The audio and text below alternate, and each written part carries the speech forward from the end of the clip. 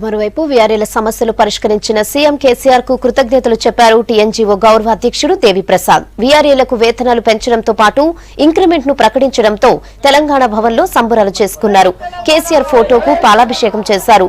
వీఆర్ఏల వేతనాలు పెంచి వారి కుటుంబాల్లో సీఎం కేసీఆర్ వెలుగులు నింపారన్నారు. కార్మికులు, ఉద్యోగులు, వీఆర్ఏలు ఆత్మ గౌరవంగా బతికేలా రాష్ట్ర ప్రభుత్వం చర్యలు తీసుకుంటుందన్నారు.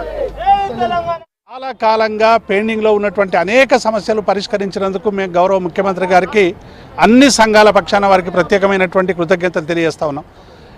పబ్లిక్ సర్వీస్ కమిషన్ ద్వారా నియామకమైనటువంటి మా వీఆర్ఏలకు పీజీ క్వాలిఫికేషన్లున్నా, డిగ్రీ క్వాలిఫికేషన్లున్నా కేవలం 3,000 రూపాయల మీద సమైక్యాంధ్ర పాలనలో వారిని అపాయింట్మెంట్ చేయడం జరిగింది.